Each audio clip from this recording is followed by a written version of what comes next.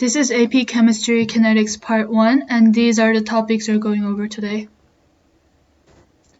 When you're graphing kinetics, you always have to look at the coefficients of each molecule to see the relative rate at which reactant or product disappears or appears.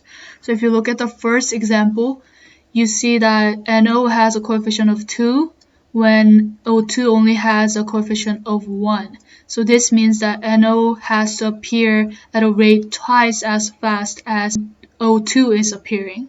And NO2 has a coefficient of 2, same as NO, which means that it has to disappear at the same rate at which NO appears. So if you look at this, NO is appearing at twice as fast as O2 is appearing, and NO2 is disappearing at the same rate at which NO is appearing.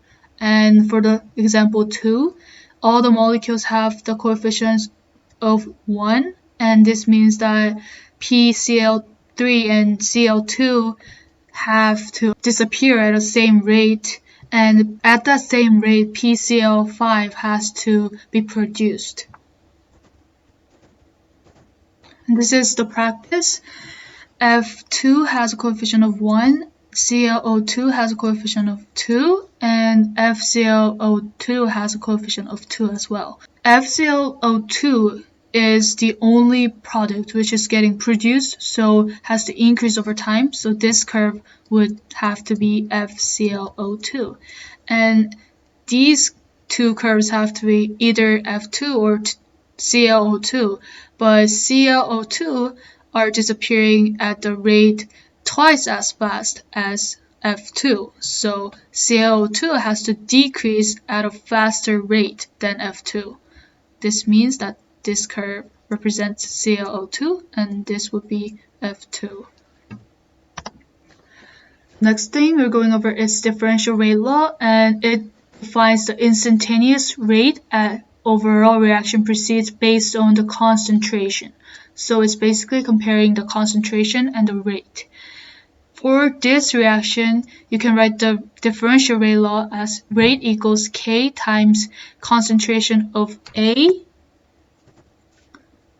the n power times concentration of B to the n power.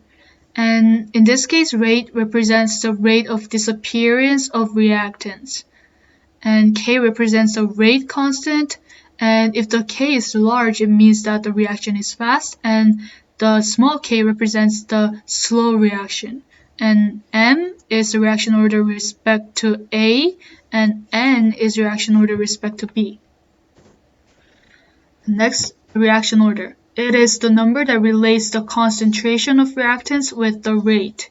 And it can only be determined by the experimental data, not the coefficients in a balanced reaction. And reaction order can be fractional or negative. And the orders you'll commonly see are 0, first, and second orders. For zero-order reactions, concentration of reactants does not affect the rate. So even though you have a lot of reactants, it does not affect the rate. So it will be rate equals K concentration of A to the 0 power, which would just be K. And in this case, doubling the concentration would have no effect on the rate, of course, because concentration of reactants does not affect the rate. And you can draw the graph like this. This is the first order reaction, and doubling the concentration of a reactant doubles the rate. The rate and concentration have a direct relationship. So if you triple the concentration of a reactant, it would triple the rate as well. And the differential rate law would be rate equals K times concentration of A to the first power, so it would just be K times concentration of A. The graph would look like this, just a smooth curve, decreasing over time because A is the concentration of reactant, and reactant has to decrease over time. Since the second order reactions and doubling the concentration of a reactant quadruples the rate, and rate differential rate law would be K times concentration of A to the second power. And the graph would look like this, kind of similar to the first order reaction graph, but it is much steeper and the first order reaction. For the zero order reaction, it would be K times concentration of A to the 0 power, so this would just cancel out and it would just be K. Units would be molarity times second to the -1, and this can be minutes, hours, or even years. It just has to be time. And for first order reaction, the rate would be K times concentration of A, and the unit would be just second to the -1.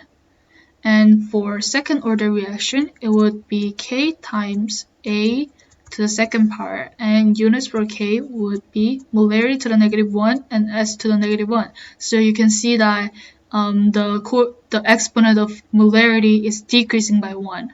For third order reaction, you can assume that it's K times A, concentration of A to the third power, and the unit would be molarity to the -2, second to the -1. This is practice number 1. So if you look at the concentration of NO, so when the concentration of NO increases or doubles, the rate quadruples. So what order would this be? This would be second order.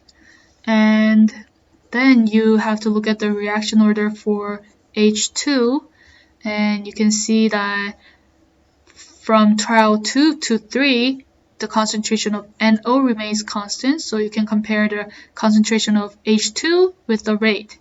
So when the concentration of H2 increases by a factor of 1.5, the rate increases by a factor of 1.5 as well.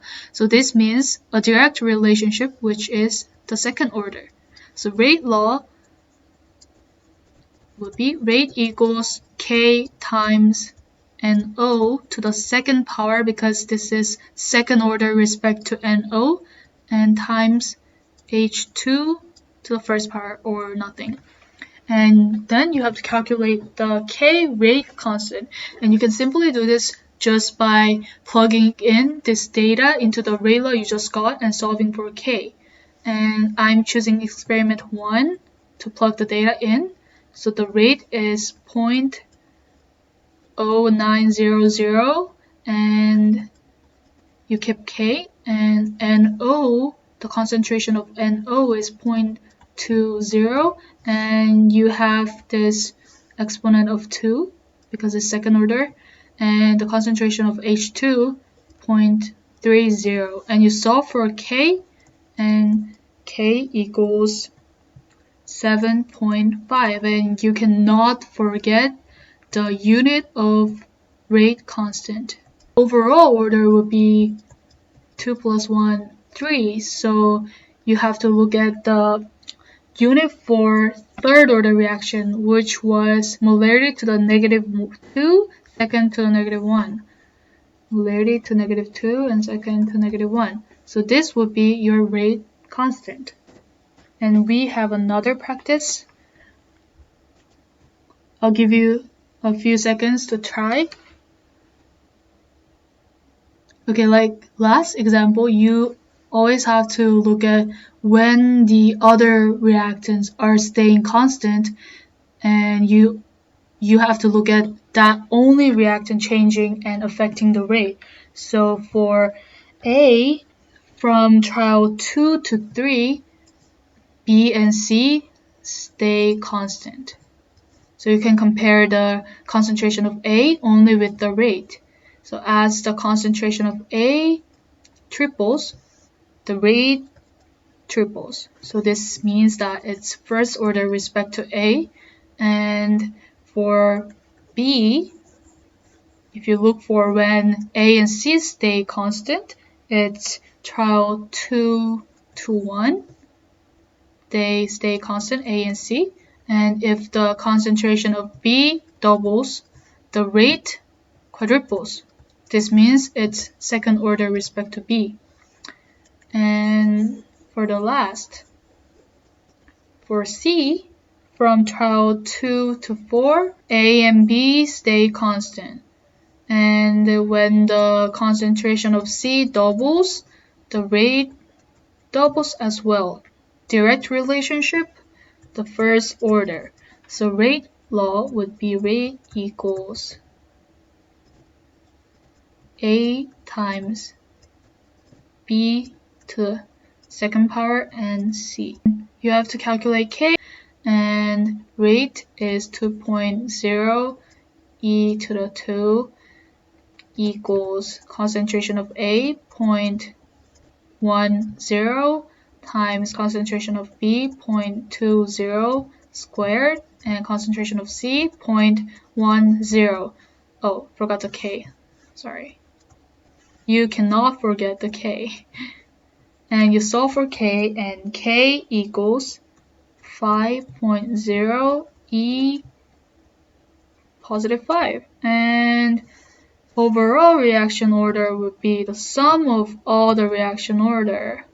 1 plus 2 plus 1, 4. So this is the fourth order. Even though we haven't talked about it, you can assume that it's related to -3, second to -1. And this is the end of the video, and thank you for watching.